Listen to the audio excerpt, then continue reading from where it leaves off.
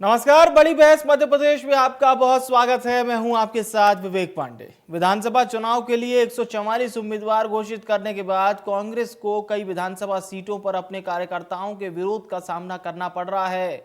दतिया, नागौद, इंदौर 4, खरगापुर, महाराजपुर, नरियावली, सुवासरा, उज्जैन उत्तर, ग्वालियर ग्रामीण, धर्मपुरी, आलोट, बिजावर, बुधनी में कांग्रेस प्रत्याशियों का कार्यकर्ता ही विरोध कर रहे हैं। सतना जिले की नागौद सीट से 2013 में कांग्रेस विधायक रहे यादवेंद्र सिंह ने टिकट कटने के कुछ ही घंटे बाद भोपाल में बीएसपी ज्वाइन कर ली। वे अपनी पीड़ा बताते हुए फफक फफक कर रो पड़े। बुधनी से विक्रम मस्ताल शर्मा का भी विरोध हो रहा है। नरियावली में सुरेंद्र चौधरी को टिकट मिलते ही यहां से दावेदारी कर रही शारदा खटीक ने कांग्रेस से इस्तीफा दे दिया। कांग्रेस प्रवक्ता अजय यादव ने पीसीसी डेलीगेट के पद से इस्तीफा दे दिया। अजय ने कहा कि कमलनाथ और कांग्रेस नेतृत्व ने पिछड़े वर्ग को प्रतिनिधित्व देने की बात तो कही थी, लेकिन टीकमगढ़ जिले में एक ही समाज के लोगों को टिकट दे दिए गए। वहीं दतिया से प्रत्याशी बनाए गए अवधेश नायक का जबरदस्त विरोध देखने को मिल रहा है। कांग्रेस कार्यकर्ताओं ने पुतला दहन कर दिया। सुवासरा से कांग्रेस प्रत्याशी राकेश पाटीदार के विरोध में बालू सिंह तरनोद ने निर्दलीय चुनाव लड़ने का ऐलान कर दिया। इंदौर 4 से अक्षय को टिकट नहीं मिलने पर उनके समर्थकों ने घोषित उम्मीदवार का पुतला जलाया। यहां से कांग्रेस ने राजा मंधवानी को अपना उम्मीदवार बनाया है। कुछ ऐसा ही हाल उज्जैन उत्तर विधानसभा में भी है। कांग्रेस प्रत्याशी माया त्रिवेदी के विरोध में विवेक यादव ने बगावत कर निर्दलीय चुनाव लड़ने का ऐलान किया है। ग्वालियर ग्रामीण में केदार कंसाना ने समर्थकों के साथ कांग्रेस से इस्तीफा दे दिया। वे निर्दलीय लड़ने की तैयारी कर रहे हैं। यहां से साहब सिंह गुर्जर उम्मीदवार हैं। आज हम भी इसी मुद्दे पर बात करने वाले हैं। कुछ मेहमानों को भी आपके साथ जुड़ेंगे, लेकिन उससे पहले आप सुनिए इस सियासी उथल पुथल में नेता क्या कह रहे हैं। भारतीय जनता पार्टी अपने आप को कार्यकर्ताओं की पार्टी का ढिंढोरा जो पीटती थी, कार्यकर्ता का अब भारतीय जनता पार्टी में सम्मान नहीं है। उसका ही कारण है कि हजारों की संख्या में गाडर 12 विधानसभा से आज कार्यकर्ता आए हुए हैं और हम सब उनकी आवाज बनकर आए। देखिए 4000 लोगों ने दावेदारी करी थी। अब 4000 को तो टिकट मिल नहीं सकता, मिलता तो एक ही है। तो इसमें से कुछ तो निराश होंगे, पर मुझे पूरा विश्वास है कि वो अंत में कांग्रेस का काम करेगा।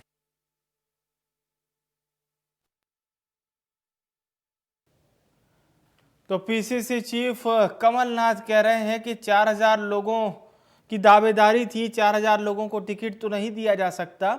कुछ लोग नाराज हैं। अब समझने की कोशिश करते हैं कि ये कुछ कितने लोग हैं। हालांकि हमने एक लंबी फहरिस्त आपको बताई है। दो खास मेहमान इस समय हमारे साथ चर्चा में जुड़े हैं। ब्रजगोपाल लोया जी हैं, प्रवक्ता भारतीय जनता पार्टी। नीलाभ शुक्ला जी प्रवक्ता हैं कांग्रेस पार्टी के। बहुत स्वागत है आप दोनों मेहमानों का। चर्चा की शुरुआत नीलाभ जी आपसे, क्योंकि विषय आपकी पार्टी से जुड़ा हुआ है, आपकी लिस्ट से जुड़ा हुआ है। 144 उम्मीदवार नवरात्र के पहले दिन आप लोगों ने घोषित कर दिए, पर कल से ही मैं देख रहा हूं तमाम जगह से वीडियो आ रहे हैं, हमारे पास जानकारियां आ रही है। कोई कहीं पुतला फूंक रहा है, कोई कहीं विरोध कर रहा है, कोई भोपाल पहुंच रहा है, कोई कमलनाथ जी के बंगले के बाहर प्रदर्शन कर रहा है। तो एक लंबा मोटिव तो ये निकल कर सामने आया कि विरोध के सुर तो अब उठ रहे हैं। कैसे मनाइएगा? देखिए, कल से आप ये भी देख रहे होंगे पूर्व गृह मंत्री महेंद्र सिंह बोध अपने सैकड़ों कार्यकर्ताओं के साथ कांग्रेस आ गए हैं। ये लंबी फहरिस्त चली आ रही है। लगभग हम 2 महीने से देख रहे हैं हजारों की तादाद में भारतीय जनता पार्टी से आज थोड़ा सा कांग्रेस के बारे में चर्चा मैं वही पर आ रहा हूँ, विषय पर ही आऊंगा, विषयांतर नहीं करूंगा मैं। तो आपने लगातार ये 2 महीने से प्रक्रिया चली आ रही, भारतीय जनता पार्टी से एक बड़ा भारी सैलाब कांग्रेस की ओर आ रहा है। देखिए, कांग्रेस एक बड़ी पार्टी, बड़ा कुनबा है। सबसे बड़ा शुभ संदेश संकेत यह है कि लगभग 4000 से ज्यादा लोग टिकट मांग रहे हैं, चुनाव लड़ना चाहते हैं। ये शुभ संकेत है, अच्छी बात है। लेकिन सीट तो 230 है, प्रत्येक सीट के लिए कई कई दावेदार हो जाते हैं, स्वाभाविक सी प्रक्रिया है। तो टिकट तो एक को मिलना है। सर्वे के आधार पर, स्थानीय कार्यकर्ताओं, स्थानीय नेताओं की राय के आधार पर, राय शुमारी के आधार पर, उनके काम के आधार पर जितना उम्मीदवार को चेहरा तय किया जाता है उसे टिकट दिया जाता है। अब कुछ लोग उसमें असंतुष्ट होते हैं, एक स्वाभाविक प्रक्रिया है, भारतीय जनता पार्टी में भी होती है, कांग्रेस में भी हुई है, लेकिन उसका प्रतिशत न्यूनतम है। अगर 144 हमने टिकट डिक्लेयर करे तो मुश्किल से 8 या 10 सीटों पर विरोध है, ज्यादा सीटों पर नहीं है, क्योंकि हमने सामाजिक न्याय के हिसाब से टिकट बांटे हैं। देखिए, सामान्य वर्ग को मात्र 47 टिकट दिए हैं, ओबीसी, एससी एसटी आदिवासी वर्ग को, महिलाओं को हमने जहाँ टिकट दी, मात्र 47 सामान्य वर्ग को टिकट दिए, सामाजिक न्याय के अनुसार हमने टिकट बांटे। तो हमारा विरोध, देखो विरोध तो होता ही है, ये प्रक्रिया है, इससे हम इनकार नहीं करते, लेकिन बहुत ही न्यूनतम हुआ ये, और ये अस्थायी है। और क्या आप लोग ये भी मान रहे हैं कि जो पुराना अनुभव है 2018 में जब 4 निर्दलीय आपकी ही पार्टी से विद्रोह करके चुनाव लड़के जीत के आए थे, तो उनका फायदा भी आपको मिला था, तो क्या पुराना अनुभव भी आप लोगों को थोड़ा सुखद याद आ रहा होगा? कांग्रेस का जो कार्यकर्ता है वो खाटी का कांग्रेस कार्यकर्ता है, उसको कांग्रेस से आप हटा नहीं सकते। नाराजी, मैंने कहा ना, परिवार में भी नाराजी होती है, इसको परिवार से अलग नहीं हो सकता। ये कार्यकर्ता तत्कालिक नाराज हुए, रोष हुआ है, आक्रोश हुआ है, लेकिन ये फिर कुछ दिनों में सामान्य हो जाएंगे, और जो हमने जो स्थायी, जो अपने जिसको टिकट दिया गया उसमें काम करने लगेंगे। अब मैंने आपसे कहा पहले, अब मैं कहता, भारतीय जनता पार्टी जिस तरह कार्यकर्ता पार्टी छोड़कर कांग्रेस में आ रहे हैं, इस तरह की कार्यवाही कांग्रेस में नहीं हो रही है, विरोध कर रहे हैं। अरे पर टिकट तो आप भी नहीं दे रहे ना उन लोगों को, उन लोगों को भी कहाँ टिकट दे रहे हैं आप? देखिए 144 अभी कल कितनी चर्चा हो रही थी, दीपक जोशी जी का नाम फाइनल नहीं हुआ, अभी तक चर्चा हो रही थी बहुत सारी। अभी तो 144 लोगों की लिस्ट आई है, 230 सीटें होती है, 144 5 या 7 लोगों ने विरोध दर्ज किया है, तो बहुत बड़ा आंकड़ा थोड़ी है। 79, देखिए 79 पहली लिस्ट आई थी भारतीय जनता पार्टी, उसमें लगभग 55 लोगों ने विरोध किया था, 55 79 की पहली लिस्ट में, तो ये आंकड़ा हमारा बहुत न्यूनतम है। चलिए ठीक है, तो ये एक कहावत है ना, वो आटे में नमक जितना विरोध की। ठीक है, अब पूछ लेता हूँ, आप सही समझे। हाँ, ब्रज गोपाल साहब क्या कहेंगे, और थोड़ा सा बीजेपी की भी तैयारियों के बारे में बताइए। नहीं, देखिए, एक बात तो पहले मैं आपसे ये कह दूं कि जहां तक भारतीय जनता पार्टी का प्रश्न है, अपन ने पहले भी इस पर चर्चा की है। हम तो इस बात को मानते हैं कि पार्टी में टिकट घोषित होने के बाद विरोध होना पार्टी की जीवंतता का प्रमाण है, परंतु विरोध किस स्तर तक? भारतीय जनता पार्टी के कार्यकर्ता आए, उन्होंने नेताओं से अपनी बात कही, अपना पक्ष रखा, परंतु ऐसा नहीं हुआ है कि कहीं नेताओं का घेराव हो रहा है, कहीं कांच फूट रहे हैं, कहीं पुतले जल रहे हैं। और एक सबसे अप्रत्याशित बात आई सामने, उसमें कल कांग्रेस पार्टी लगातार कह रही थी कि हम जैसे ही श्राद्ध पक्ष समाप्त होगा, नवरात्रि प्रारंभ होगी और हम सूची जारी कर देंगे। तो हम सोच रहे थे कि कुछ सुखद अनुभव शायद होगा, परंतु बड़ा दुख हुआ इस बात को देखकर कि नवरात्र के पहले दिन, जब शक्ति की उपासना का दिन होता है, उस दिन आपने ऐसे लोगों के नाम सूची में शामिल कर दिए जिन पर महिला उत्पीड़न के आरोप हैं, जिन पर बलात्कार के आरोप हैं। एक तो नाम ऐसे भी हैं, मैं बताता हूं आपको, कि गुड़ से आपने ऐसे उम्मीदवार को टिकट दी पर 75 मामले दर्ज हैं। अच्छा, मुझे एक बात बताइए ब्रजगोपाल जी, जो बात नीलाभ जी कह रहे थे कि 1.5 से 2 माह हो गए हैं, रूप से 10,000 के इनामी फरार। हाँ, सुनिए तो, सुनिए, इनामी फरार 1.5 से 2 माह हो गए हैं और एक लंबी प्रक्रिया चल रही है। कोई नेता अपने क्षेत्र से 100-200 गाड़ियां लेकर भोपाल पहुंचते हैं और कांग्रेस ज्वाइन कर लेते हैं। ऐसी मैंने एक नहीं, मैंने दर्जनों खबरें देखी। फिर अभी भी सागर से हमने देखा लक्ष्मी नारायण यादव और उनके पुत्र दोनों भोपाल पहुंचे, पीसीसी चीफ कमलनाथ से मुलाकात की। जमा पूंजी नहीं है, जो लोग केवल, मैं आपसे कहता रहा हूँ, जो लोग इसी पर थोड़ा सा मैं जानना चाहूंगा कि ये मोहभंग क्यों हुआ, मोहभंग क्यों हुआ इतनी बड़ी पार्टी से?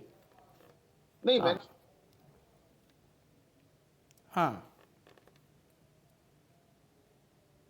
जी ब्रजगोपाल जी, हम राज्य की जनता और देश की जनता की महत्वाकांक्षा आकांक्षाओं की पूर्ति के लिए सरकार होती है। इन्हीं की व्यक्तिगत आकांक्षाओं को यदि हम पूरा नहीं कर सके हैं, तो हो सकता है यदि ये गलती है तो हाँ, ये गलती हमसे हुई है कि हम लोगों की व्यक्तिगत आकांक्षाओं को पूरा नहीं कर सके। अभी मैं जिनकी बाइट सुन रहा था, मैं आपको उनके बारे में बता दूं, जिनकी आप बाइट सुना रहे थे गाडावारा विधानसभा की, बड़े विनम्रता के साथ मैं आपसे कहना चाहता हूं कि उनके पिताश्री 5 बार विधानसभा का चुनाव लड़े और वो स्वयं भी पिछली बार 2018 में विधानसभा का चुनाव लड़े, वो पराजित हो गए। अब इसके बाद भारतीय जनता पार्टी ने उनका टिकट ना देकर दूसरे कार्यकर्ता को टिकट दिया।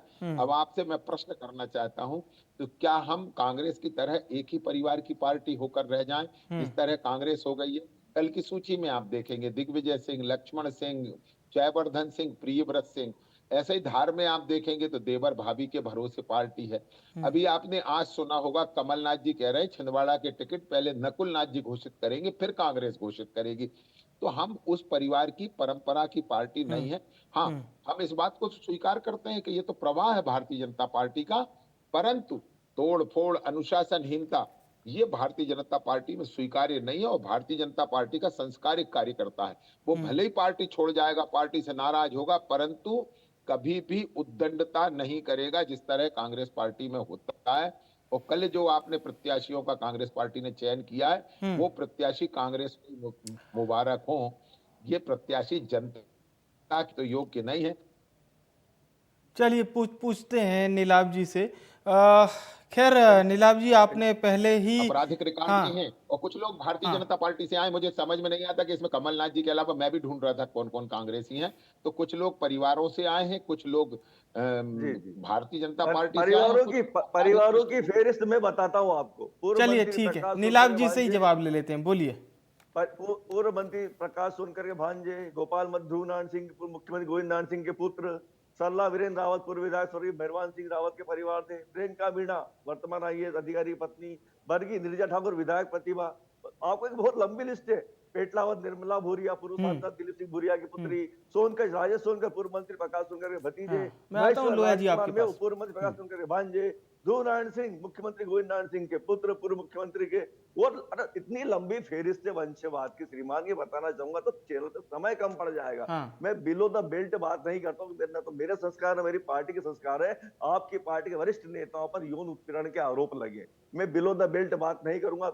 लोया जी, आप कर सकते हैं, आपकी पार्टी के संस्कार है, मेरी ना तो मेरे स्वयं के ना मेरी पार्टी के आपकी तो संस्कारवान पार्टी मैं व्यक्तिगत आक्षेप नहीं लगता, मैं बिलो द बेल्ट बात नहीं करता। संस्कारवान पार्टी के सदस्य आपके कई नेता ऐसे जिनके में प्रकरण, जिन पे पंजीबद्ध प्रकरण है यौन उत्पीड़न के, महिलाओं के साथ अभद्र व्यवहार के, कई तरह के, लेकिन मैं बिलो द बेल्ट बात नहीं करूंगा। ये समय नहीं है, ये उचित भी नहीं है। मैं आपसे भी अपेक्षा करूंगा, आप तो ये बताएं कि आपकी पार्टी में 79 टिकट डिक्लेयर हुए थे, तो 50 पे आपसी सिर्फ टवल आज तक चल रही है, लगातार कार्यालय के सामने प्रदर्शन हो रहे हैं। आपने आधा लगभग सब हरल्ले विधायकों को टिकट दे दिया, उसमें 23 से वंशवाद चला, शफलिंग कर दी गई, स्थानीय नेताओं को मौका नहीं दिया गया। उसके बाद आपने आधा दर्जन सांसदों को, केंद्रीय सांसदों को उतार दिया चुनाव में, लगभग 3 केंद्रीय मंत्रियों को उतार दिया चुनाव में, उतारा क्या धकेल दिया गया। उसके बाद एक राष्ट्रीय स्तरीय नेता को चुनाव में धकेल दिया गया, उनकी इच्छा के विरुद्ध, क्या आपके पास चेहरे नहीं है। तो ये इन सीटों पर जब चुनाव के लिए उनको धकेला गया, वहां के स्थानीय नेता जो वर्षों से मेहनत कर, उनका क्या, आप ये बताएं। तो आपने उनका हक नहीं मारा है। चलिए ठीक है, सीधा सीधा सवाल पूछा है नीलाभ जी ने, एक जवाब इस पर ब्रजगोपाल जी आप अगर देना चाहें तो। नहीं, देखिए मैं तो 2-3 जी, क्योंकि जिनकी पार्टी के एक नेता महिलाओं को टंचमाल कहते हैं, एक नेता आइटम कहते हैं, तो उनके और बहुत अपेक्षा की आवश्यकता नहीं है। मैं नहीं समझता हूं कि जनता और महिलाएं भी उनसे कोई अपेक्षा करती होंगी, परंतु ठीक है नीलाभ जी, एक मिनट सुनते हैं जवाब, बोलिए। कुछ बातें हमें बड़ी गंभीरता से समझना चाहिए। जो अभी वो पूरी सूची गिना रहे थे, मैं बताता हूं नीलाभ जी कि वंशवाद क्या होता है। वंशवाद वो होता है कि एक नेता का पुत्र केवल नेता ही बनेगा और कुछ नहीं बनेगा, कभी काम नहीं करेगा, कभी कार्यकर्ता की तरह काम नहीं करेगा और सीधा आकर पार्टी पर कब्जा कर लेगा। इसे वंशवाद कहते हैं। हम तो अभी, आप दीपक जोशी जी आपकी पार्टी में चले गए, इसके बाद मैं कहता हूं दीपक जोशी जी ने अपने पूरे जीवन भारतीय जनता पार्टी के कार्यकर्ता के रूप में काम किया, चाहे विद्यार्थी परिषद हो, चाहे युवा मोर्चा हो और चाहे भारतीय जनता पार्टी हो। उसमें 20 वर्ष काम करने के बाद वो विधानसभा के योग्य हुए। इसके लिए मैं तो आपके नेता की तारीफ कर रहा हूँ। मैं आपसे फिर कह रहा हूँ, आप में साहस नहीं है ये कि आप मेरे किसी नेता की तारीफ करना है। और मैं फिर कहता हूँ, इतना भय क्यों नेताओं से? ये आपके यहाँ है कि ये नेता केंद्र का है, ये नेता राज्य का है, क्योंकि आपके यहाँ केंद्र में नेहरू गांधी परिवार है, वो तो कभी नीचे आता नहीं है, वो तो हमेशा ऊपर रहता है। उन्होंने राजनीतिक दल ने ये स्वीकार ही कर लिया है, जो नेहरू गांधी खानदान में पैदा हो गया वो कभी नीचे नहीं आएगा।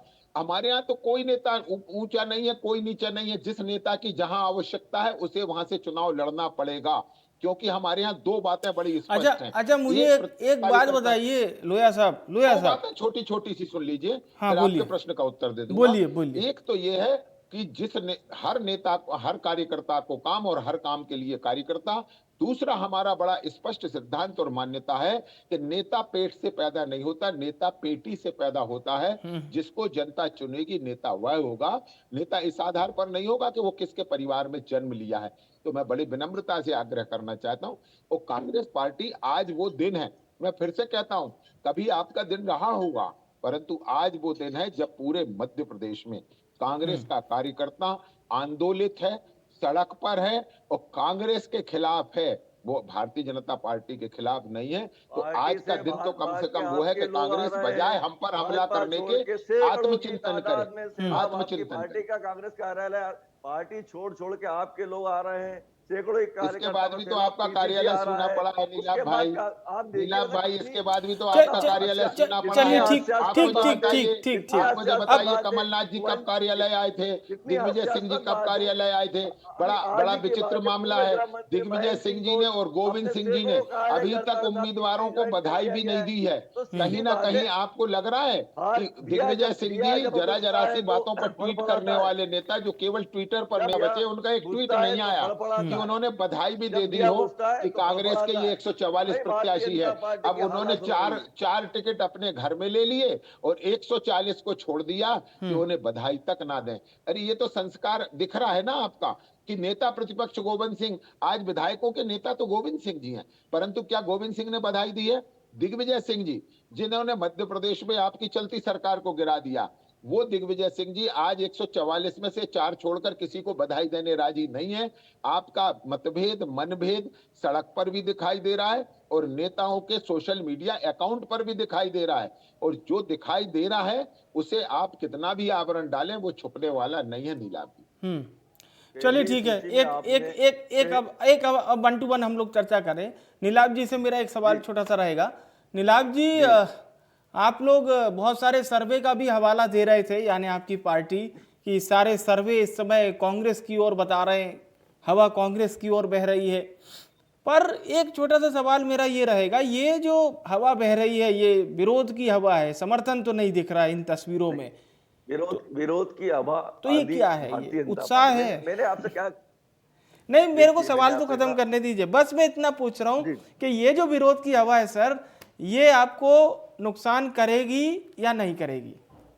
बिल्कुल नहीं करेगी। मैंने आपसे कहा न्यूनतम विरोध 144 सीटों पर, 5 या 7 सीटों पर विरोध होता, असंतोष होता है। 5 सीटों का अंतर था 2018 में, 5 सीटों का अंतर। और मुझे याद है 40 के लगभग सीटें वो थी जहां पर नोटा को जितने वोट मिले थे ना, बीजेपी और कांग्रेस के अंतर से ज्यादा वोट मिले थे नोटा को। ब्रजगोपाल जी को भी याद होगा। देखिए 79 इन्होंने पिल लिस्ट करी, उसमें से 50-55 सीटों पर हम किसी मार्जिन को छोटा बड़ा, हाँ बोलिए। नहीं, क्यों नहीं करेंगे विरोध? तो सीधा 79 में से लगभग 50 से 55 सीटों पर तगड़ा विरोध, आपसी सिर्फ अव्वल, सड़कों पर नेता आ गए। हमारे 144 की लिस्ट आई है, मात्र 5 या 7, छोटा सा विरोध, और वो भी असंतोष जाहिर किया। परिवार के लोग हैं, ये सब जो अधिकृत प्रत्याशी उसका साथ देंगे, कहीं कोई अंतरकलह नहीं, कहीं कोई विरोध नहीं। पर बीजेपी कह रही है कि जब से बड़े नेता मैदान में आ गए हैं तो कार्यकर्ता एकजुट हो गया है। ये बात आपने सुनी कि नहीं? बीजेपी की स्थिति अभी ऐसी है, जब दिया बुझने को तो ज्यादा फड़फड़ा रहा है। लगातार इनके यहाँ से कार्यकर्ता और बड़े बड़े नेताओं का, महेंद्र सिंह दूसरे के नेताओं, लेकिन आप देखिए ना, उन्होंने हारी हुई सीटों पर ही बड़े नेताओं को खड़ा कर दिया है। देखिए लोग इसलिए उनकी बलि देने के लिए, उनको हरवाने के लिए, ये तो इन शिवराज भाजपा, नाराज भाजपा और महाराज भाजपा का आपसी षड्यंत्र, ये खेल खेला गया है। ठीक है। जो खुद ही नाराज है, जो खुद कह रहे हैं कि मैं तो लड़ना ही नहीं चाहता था, मैं तो हेलीकॉप्टर से प्रचार करने जा रहा था, मुझे जबरन चुनाव में धकेल दिया गया। तो ये तो एक षड्यंत्र की तरह इन्हें लाया गया है, इनके राजनीतिक करियर खराब करने के लिए, वो दिख भी रहा है। ठीक है, पूछता हूं एक सवाल ब्रजगोपाल जी से रहेगा। ब्रजगोपाल जी, माना जा रहा था कि गुजरात की तर्ज पर बहुत से मंत्रियों का टिकट भी कट सकता है, लेकिन आपने ये जो बड़ी लिस्ट जारी की उसमें मंत्रियों को भी जगह मिली, विधायकों को भी जगह मिली, तो आप लोगों को लग रहा है कि वापस से ये एज अ विधायक जीतकर फिर से आएंगे? देखिए, मैं आपको सबसे पहले एक बात कहूं कि कि अभी तो केवल 57 की उन पर जारी हुई है, बाकी 79 जो सीट जिनकी बार बार जिक्र कर रहे हैं, उनमें से सिर्फ 3 छोड़ दें तो बाकी पूरी उन सीटों पर प्रत्याशी घोषित हुए जहां भारतीय जनता पार्टी 2018 में हारी थी, या कई उन आधे सीटों से पर जा- हुए एक जिनमें हम मिनट लगातार नीलाभ जी, विधायक प्लीज है प्लीज श्रीमान, हरल प्लीज सुन विधायक लेते है। हैं, जवाब उसमें जवाब आप सुन लिस्ट लेते हैं। चेक तो कीजिए। नीलाभ आधे जी। विधायकों को टिकट दिया आपने, जब ठीक उससे है तो ठीक विरोध हो है रहा है। ठीक है, बोलिए बोलिए लोया जी, बोलिए।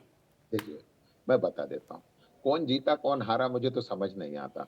जो स्वयं 4.5 लाख वोटों से चुनाव हारे, उन वो तो आजकल टिकट बांट रहे हैं। उनने 66 की लिस्ट जमा करी थी दिग्विजय सिंह जी ने। ये मैं आपको पूरे नेता गिनाता हूँ। अभी आपकी यात्रा में जिन जिन लोगों के पास बसें आपने दी थी, अरुण यादव हारे हुए नेता, सुरेश पचौरी हारे हुए नेता, अजय सिंह हारे हुए नेता, दिग्विजय सिंह हारे हुए नेता। अब आप मुझे एक बात समझ में नहीं आती, जो अपना चुनाव मैनेज करके खुद नहीं जीत पाते, जनता जिनसे त्रस्त हो चुकी है, ऊब चुकी है, आप उन लोगों के भरोसे तो कांग्रेस को जिताने की बात कर रहे हैं। और आपका जो सबसे बड़ा रणनीतिकार है, आज बुधनी विधानसभा के एक कार्यकर्ता ने बात कही थी, नीलाभ जी पूरी सुनना आप, मैं वीडियो आपको भेज दूंगा। एक कार्यकर्ता ये कह रहा है कि मैंने कमलनाथ जी से बात करी तो कमलनाथ जी ने ये कहा कि मुझे खुद नहीं मालूम, ये विक्रम मस्तान को मैं खुद स्वयं भी नहीं जानता कि ये कौन है, इनके बारे में आप रणदीप सुरजेवाला जी से पूछिए।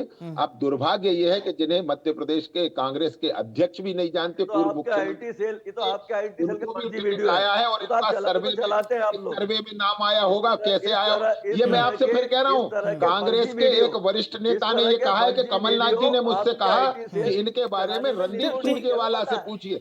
बड़ा दुर्भाग्य है, बड़ा दुर्भाग्य है कि एक उम्मीदवार इसमें ऐसा भी है कि जिन्हें मध्य प्रदेश कांग्रेस के नेता नहीं पहचानते, और आप यहां तर्क दे रहे हैं कि नहीं हमने तो सर्वे के आधार पर टिकट दिया है। तो क्या सर्वे में बंबई में रहने वाले लोगों के नाम लिखवाए थे कि वो जीत सकते हैं? बड़ा दुर्भाग्य है। आज स्थिति यह, मैं आपको 30 सेकंड में अपनी बात खत्म करूंगा। आप याद करिए 2003 में माननीय शिवराज सिंह चौहान राधोगढ़ से लड़ने गए थे दिग्विजय सिंह से चुनाव।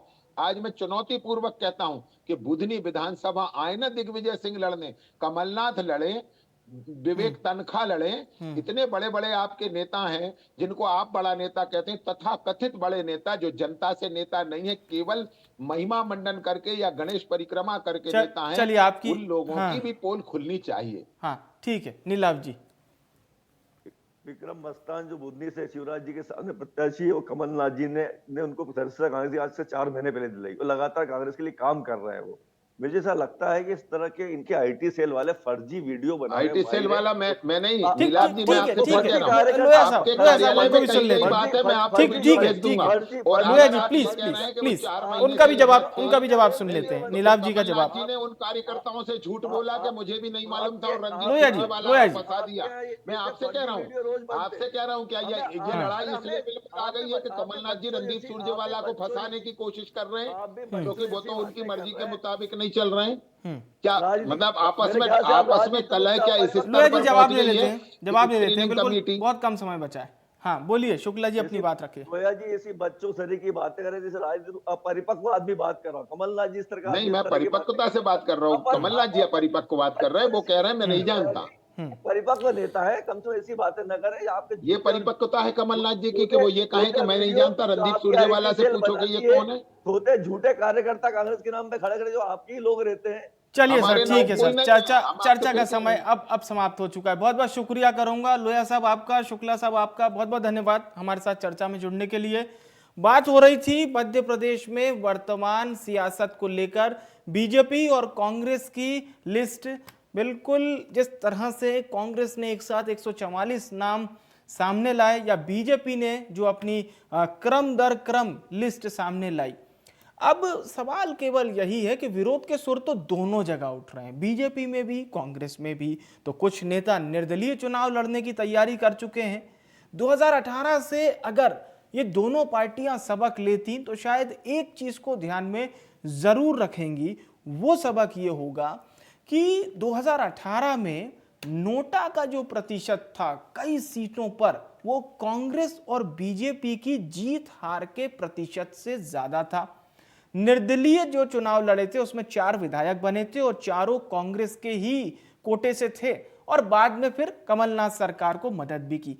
ये दो बातों का लेना देना क्या वाकई में 2030 की रेखा बिल्कुल वैसी बना रहा है? थोड़ा सा इस बारे में हमें भी सोचना होगा, पार्टियां तो सोच ही रही हैं। फिलहाल के लिए बड़ी बहस में इतना ही। मुझे आने विवेक को दीजिए इजाजत। नमस्कार।